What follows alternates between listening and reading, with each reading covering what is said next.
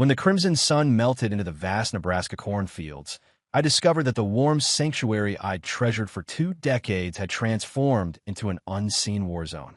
I'm Jace Carver, 43, a railroad engineer who's dedicated half his existence to keeping locomotives running smoothly and the other half to nurturing a family I believed would endure forever. Together with my wife Marin and our sons, Cale and Soren, we shared a modest timber house on the outskirts of Lincoln, where life felt uncomplicated and secure. Each morning began with coffee aromas wafting through our kitchen while Marin softly sang, pouring our daily brew. Nights ended with our boys sprawled across the sofa, Soren lost in a sketchbook, while Cale shared animated tales from university. We discussed renovating the porch or planning weekend escapes to Lake Zorinsky, simple aspirations that kept our family bond strong. At least, that's what I thought we were. But everything changed one ordinary afternoon. After finishing an extended shift early, my ears still ringing with railway echoes, I headed to store my tools in the garage. That's when I noticed it, an elegant navy jacket thrown over a weathered chair. It wasn't mine or my son's. The garment was sophisticated and plush, something you'd expect to find in an upscale urban store, not our rural Nebraska corner. As I moved closer, I caught a whiff of an intense, alluring fragrance unlike Marin's preferred delicate, fresh floral scents. This was heavy and captivating, clinging to the fabric like a secret. My gut clenched with subtle anxiety, but I dismissed it. Perhaps it belonged to a customer from her furniture store, I reasoned. Mara managed a local home furnishing shop, always absorbed in arranging pillows and vintage wood pieces. It could have belonged to anyone. However, that evening, suspicion took root. While Marin stirred chili in the kitchen, I picked up her phone from the counter to check the time. The screen illuminated, revealing a message that stopped me cold. Torin. The text read, "Don't forget that necklace you liked. 8 tonight at the Bluebird." My heart stumbled. The Bluebird was a bar in Omaha, 50 miles distant, somewhere we'd never visited together. And jewelry shopping? Marin had never discussed buying accessories with me, not once. The name Torin cut through my thoughts like a blade, foreign and menacing. I quickly replaced the phone, my hands maintaining composure while my mind whirled. A surge of heat rose in my chest, a combination of disbelief and something more sinister I couldn't yet identify. Dinner unfolded in a haze. The boys' animated discussions about school and football drifted like background noise, while my attention remained fixed on Marin across the table. She appeared unchanged, her auburn hair neatly tucked behind her ears, that familiar warm smile as she passed the cornbread around. Yet something felt distinctly wrong, as if an invisible barrier had materialized between us. I maintained a neutral expression, nodding at appropriate intervals, while internally, the puzzle pieces began connecting. The mysterious jacket, that unfamiliar scent, that cryptic message. My heartbeat pounded steadily, driving a rhythm of doubt I couldn't dismiss. After the kids retreated upstairs, I found myself alone in the living room, gazing out at the moon-washed yard. Recollections rushed in. The day I'd proposed beneath a towering sycamore, countless nights spent dreaming about our future together. 2 decades of unwavering trust, of love given freely without hesitation. Could she truly be concealing something this monumental? The notion seemed unthinkable, yet the mounting evidence persisted, both undeniable and haunting. I clenched my fists tightly, feeling betrayal's sharp sting rising within, but forced it down. No emotional outbursts or hasty accusations. Not now. I needed concrete evidence, something irrefutable. I'd observe patiently, wait silently, and investigate until truth emerged. Before we delve deeper into this unfolding narrative, allow me a brief pause. I'm curious about where you're following from today. Feel free to share your city or state in the comments section. If you're already invested in this story, consider hitting subscribe to stay connected. There's much more to come, and believe me, you won't want to miss the upcoming developments. Following that night, I couldn't ignore the fractures spreading through my once solid life. That navy jacket haunted my thoughts like a persistent specter, its strange fragrance a constant reminder I couldn't escape. Torin's message now blazed even brighter, guiding me toward a reality I wasn't prepared to confront. I began observing Marin with heightened attention, silently analyzing her every movement. Initially, she remained oblivious, absorbed in her own patterns, but I noticed clear changes. Where she once lingered after meals, inquiring about my railway routes or Soren's latest drawings, now she'd hastily clear the table, constantly glancing at her phone. She'd mention delayed shipments at the store, then grab her keys and depart, claiming inventory checks in Omaha demanded her attention. 50 miles distant. Too far for routine errands, too vague to accept without question anymore. Those inventory trips multiplied rapidly. 2 weekly visits escalated to 4, occasionally 5. She'd return after 10, her hair disheveled and face flushed, attributing delays to heavy traffic or lengthy conversations with vendors. I'd acknowledge with a steady voice, masking the turmoil churning inside. Her phone became an impenetrable fortress, perpetually within her grasp or secured in her pocket, screen deliberately tilted away from my line of sight. During breakfast one morning, as I reached for the salt shaker, her phone buzzed against the table. She seized it with startling speed, causing dishes to rattle, her laughter unnaturally sharp as she dismissed it as work-related. I couldn't maintain my willful ignorance any longer. Suspicions weren't enough. I needed concrete proof. One night, while she slept soundly, I crept into our den and accessed our shared credit card statements online. My fingers trembled as I scrolled through entries, each line potentially concealing devastating revelations. Then I discovered them, recurring charges from the Bluebird, an Omaha establishment I'd never visited. Small amounts scattered throughout, 15 here, 20 there, perfectly aligned with her supposed inventory checks. One particular charge from 2 weeks prior showed $40 at 11:30. My chest constricted painfully. She claimed to be home by 9 that evening, supposedly exhausted and retiring early. The blatant deception glared back at me in stark digital clarity. I recognized my need for support. The following day, I drove to Dex's auto repair shop on the town's outskirts. He'd been my unwavering friend since our teenage years, a lean mechanic with perpetually stained hands and an uncanny ability to resolve more than mechanical issues. I found him beneath a truck, tools clattering, and confessed everything: the jacket, the message, the suspicious charges. He emerged, wiped his forehead, and fixed me with a knowing gaze. His response was brutally honest, sharing similar experiences from his cousin's divorce proceedings, warning of darker days ahead. Without hesitation, he offered assistance. Dex's technological expertise surpassed mine significantly. He demonstrated an application capable of mirroring Marin's phone, enabling real-time message tracking. Despite the guilt gnawing at my conscience for this invasion of privacy, I agreed. Certainty was essential. Implementation required careful timing. One evening, during her shower, I retrieved her phone from the nightstand, my palms damp as I entered the sequence Dex had detailed. The application installed quickly, an invisible surveillance tool seamlessly integrated.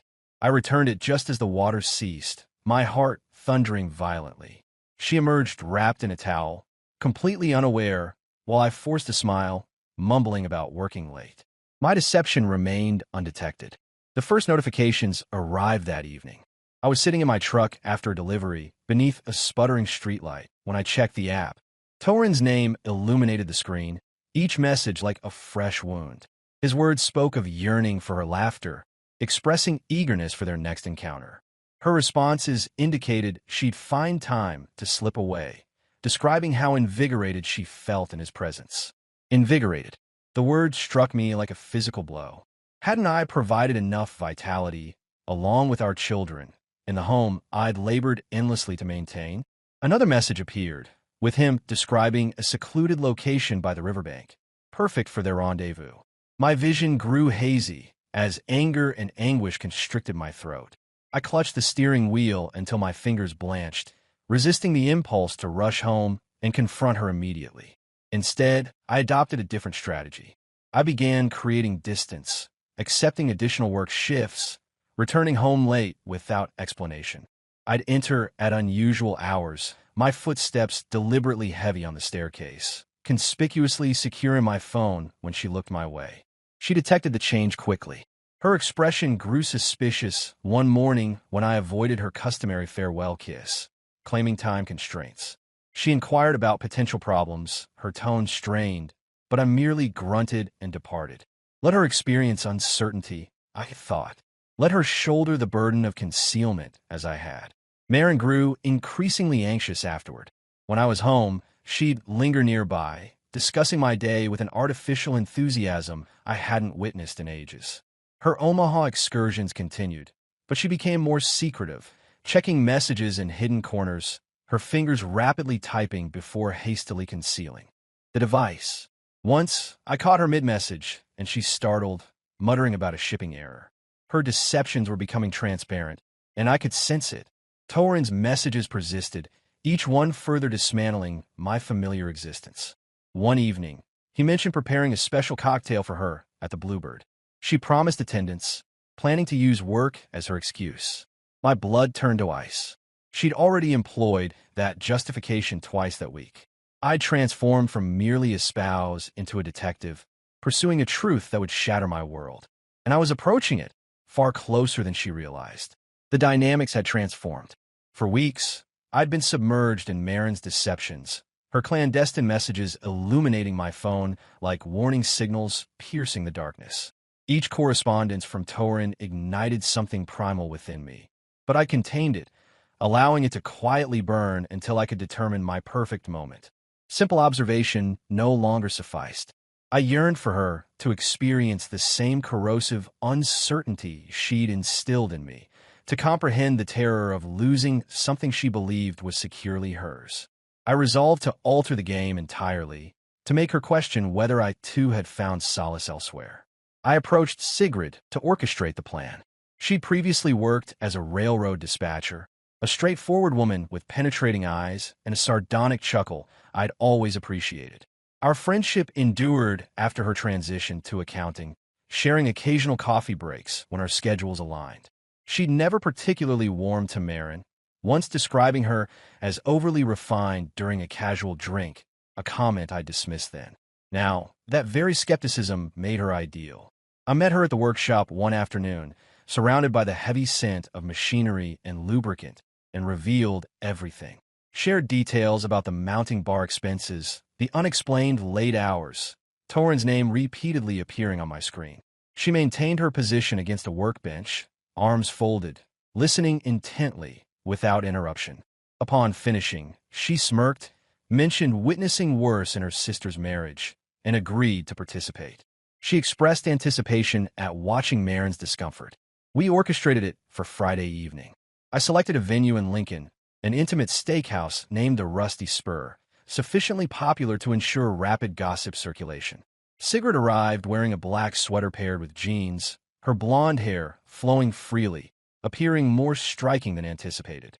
We secured a window-side table, ordered ribs and beers, and engaged in conspicuously intimate conversation, our laughter deliberately pronounced. She'd occasionally touch my arm, dramatically respond to my mediocre jokes, and I'd reciprocate, embracing the charade. Midway through, Hank from my work crew entered, acknowledged me with a subtle nod, and captured a photo on his device. I knew the image would circulate, reaching Marin by morning through the intricate network of small-town communications. Everything unfolded according to plan. The weekend arrived with a dreary, chilled morning, and I found Marin already restlessly moving about when I woke. Her coffee remained largely untouched as she fidgeted with the mug, while I casually browsed through a parts manual at the kitchen table. Then she struck. She confronted me about photographs from the previous evening, showing Sigrid and me appearing intimate at the Rusty Spur. Her voice escalated to a pitch I hadn't encountered in years, as she accused me of conducting a secret affair. I maintained my composure, deliberately setting aside the manual before meeting her gaze directly. I explained it was merely dinner with a friend, then delivered my calculated response. I mentioned her frequent visits to Omaha lately. I observed her recoil, her mouth briefly opening before snapping shut. The quietness that followed felt endless and oppressive, her eyes moving anxiously like prey seeking escape. I rose, collected my jacket, and departed, leaving behind an atmosphere heavy with unspoken revelations. She recognized I'd discovered something, and it visibly unsettled her. Later that evening, While sitting in my idling truck near the rail yard, I monitored the app. She'd messaged Torin tersely, suggesting they needed distance. His response came swiftly, expressing frustration at her withdrawal after their extensive planning. She offered no reply, leaving his message suspended in digital limbo. Marin's composure deteriorated rapidly afterward. She became unusually attentive during my time at home, her typical relaxed conversation replaced by forced enthusiasm.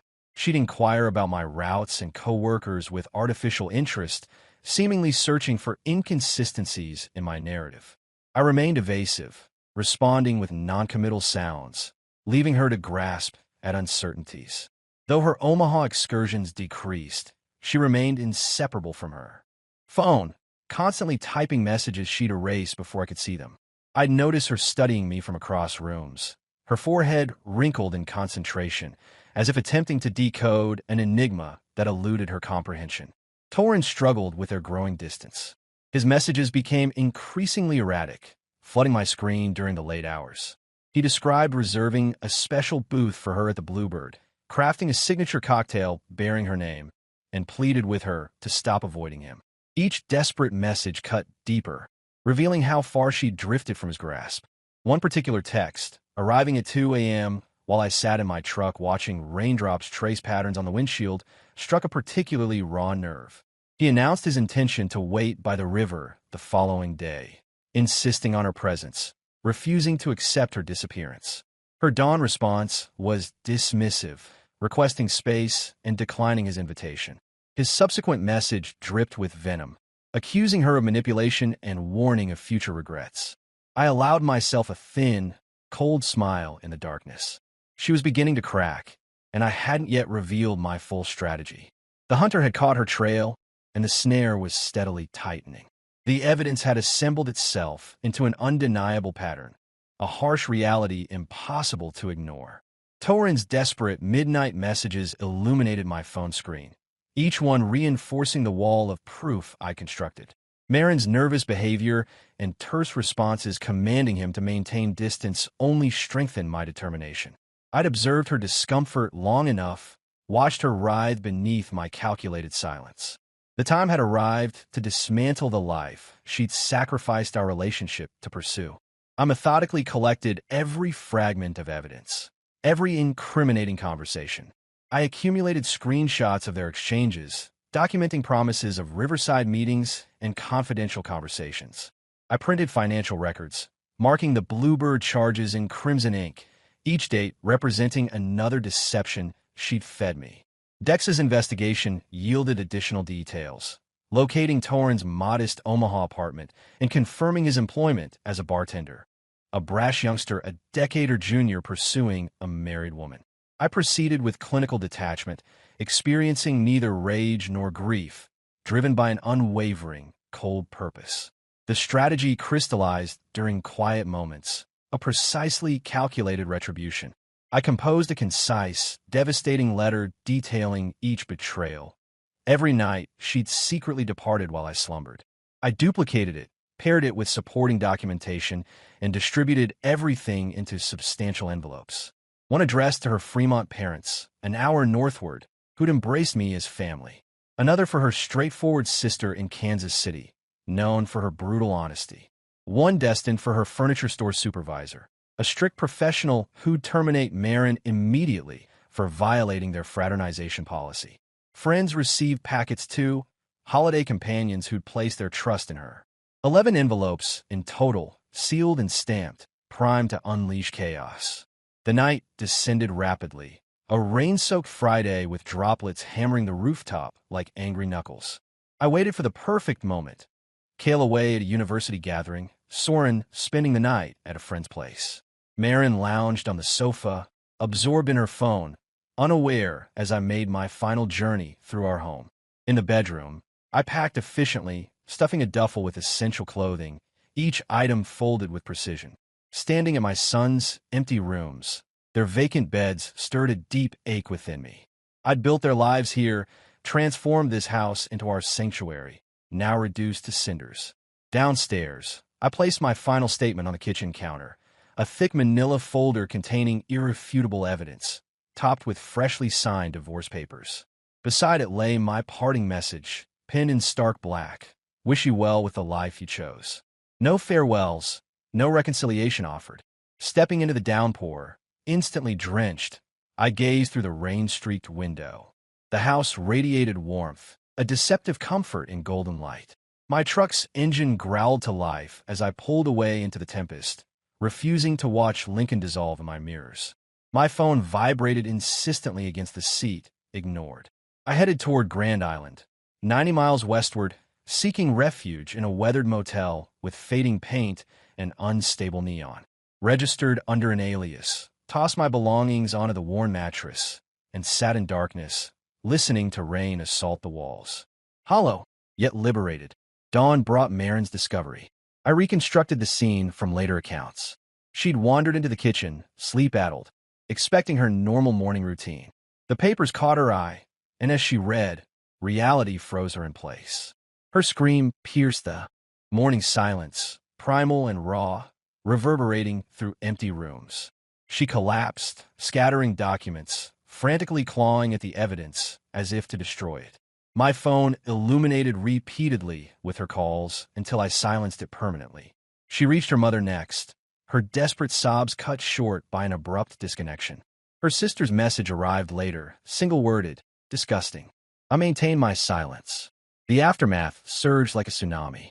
Her parents' afternoon call dripped with embarrassment, apologizing for their daughter's actions, lamenting their failed upbringing. I listened mutely before disconnecting. Messages flooded in from friends, some cursing her betrayal, others begging for contact. From my rain-battered motel room, I scrolled through each response, feeling lighter with each revelation.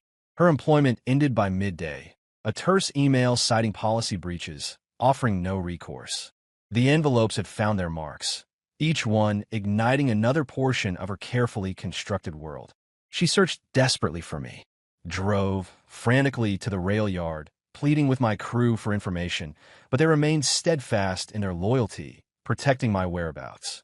Her voice trembled as she called Dex, imploring for any clue, but he coldly informed her it was over, reminding her she'd orchestrated her own downfall.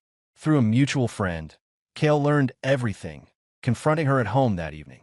Armed with knowledge from the folder and incriminating messages, he unleashed years of pent-up distrust in a heated argument that left her shattered. Soren, hearing the details from his brother, refused to return home, finding sanctuary with Cale. They maintained their distance from me, needing time to process, which I respectfully granted. I remained in Grand Island for 48 hours, surrounded by mediocre coffee and television static. Meanwhile, Marin's carefully constructed life crumbled in Lincoln, a gradual disintegration I'd orchestrated. Her sister arrived Sunday, attempting reconciliation, but departed when Marin refused to acknowledge her responsibility. My sons maintained their distance, hurt but unwavering in their stance. My phone lit up repeatedly, first her number, then her mother's, before falling into deafening silence. I'd become unreachable, a phantom drifting through the devastation. While the physical tempest outside subsided, the emotional hurricane I'd unleashed continued unabated. She'd lost everything: her career, family connections, our relationship, exactly as I'd planned. No remorse stirred within me, only a serene emptiness. The home I'd built for us, founded on what I believed was genuine love, had been destroyed by her actions. Now she would face the consequences alone. The aftermath of my calculated storm settled gradually. I'd abandoned Marin amidst the wreckage of her own creation, her reputation shattered by those damning envelopes, her name now whispered shamefully throughout town. My week-long stay at the Grand Island Motel stretched on, the constant highway noise outside providing a steady backdrop to my inner quietude. I'd achieved my goal, systematically dismantling her world, yet victory felt hollow. My powered-off phone shielded me from Lincoln's ongoing chaos. Cale sent one brief message, confirming he and Soren were safe with friends. I responded simply, promising to return soon, allowing them space to heal. Marin's downward spiral accelerated more rapidly than I'd anticipated. Her sister phoned Dex in the dead of night, her voice quivering, reporting she discovered Marin unconscious on the bathroom tiles, an empty whiskey bottle rolling nearby, pills scattered everywhere like fallen leaves. Emergency services rushed her to the hospital, where medical staff performed gastric lavage, barely pulling her back from the brink. News reached me through a coworker at the rail yard, saying she'd been calling out for me in the ICU, my name a desperate mantra on her lips. Her parents materialized, faces drawn and ashen, begging Dex to convince me to visit. I remained unmoved, instructed him to relay my message. She'd created this situation, and I wouldn't play her rescuer anymore. He delivered it without emotion, and that concluded matters. The following day, I drove to Lincoln, not to comfort her, but to hover at the city limits. I idled outside the hospital beneath leaden skies, watching the rain streak down the windshield as I studied the imposing brick structure. A nurse I knew passed along information, described Marin as spectral, medical tubes threading her arms, her eyes hollow and desperate. I approached her ward window, lingering behind the glass, observing her diminished form beneath stark hospital linens, a mere remnant of the woman I'd once cherished. She turned slowly, as if sensing my presence, but I retreated before our gazes could meet. I felt neither compassion nor animosity, just emptiness where attachment once resided. Back in my truck, listening to raindrops drum the roof, I experienced an unexpected lightness. Sigrid located me later that evening. She traced me to my temporary lodging, arriving with beer and understanding, mentioning she'd caught wind of events and figured I'd need company. We perched on my truck's tailgate, bottles tinkling, while she confessed she'd always recognized how Marin had gradually extinguished my spirit over time. She admitted harboring feelings for me since our shared shifts and conversations at the yard. Her confession felt gentle, offering comfort I hadn't realized I needed. I studied her then, truly seeing her for the first time, recognizing her unwavering strength, so different from Marin's instability. We sat mostly silent afterward, but something fundamental had changed. An unexpected path appeared, one I hadn't considered before. Weeks later, I submitted the divorce papers, each page bearing the weight of finality. Marin offered no resistance, signing through her attorney with trembling fingers, her signature wavering like her resolve. I liquidated our home, divided the proceeds, and secured a modest residence in Kearney, precisely 130 miles westward, a calculated distance to entomb the memories. Sigrid accompanied me, her steady presence grounding me through the transition. After an emotionally charged conversation where I revealed everything, with Torin's name tasting like poison in my mouth, Kale and Soren chose to join us. Kale's response was visceral, declaring eternal resentment toward his mother. Soren remained wordless, tears glistening, but acknowledged my offer to choose their path. They selected me, and together we reconstructed our lives, fragment by fragment. Marin became a distant echo. She retained the vehicle, settled for a confined apartment near her former workplace, barely subsisting on temporary positions after her termination became permanent. Her family, including her parents and sister, severed all connections, leaving her adrift in isolation. Torin disappeared without a trace, last glimpse skulking away from Omaha following his dismissal from the bar. I harbored no interest in his whereabouts. My existence found new patterns, Sigrid's mirth filling the kitchen, Soren's artwork adorning the refrigerator, Kale's resonant voice echoing through our home. Their healing progressed gradually, wounds still tender, but we supported each other, finding strength in our unity. One night, sharing the porch with Sigrid beneath the star-studded Nebraska firmament, I reflected deeply.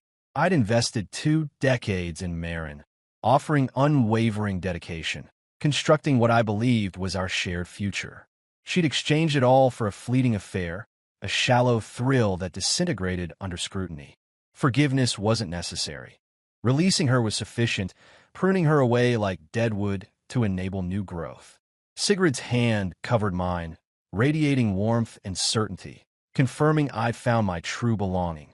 Life had reduced me to ashes, but I'd emerged renewed, surrounded by those who truly understood me. The narrative concludes here. Did this resolution align with your expectations, or did it take unexpected turns? Share your perspectives in the comments below.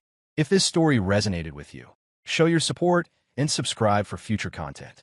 Thank you for accompanying me on this journey, and I'll see you in the next story.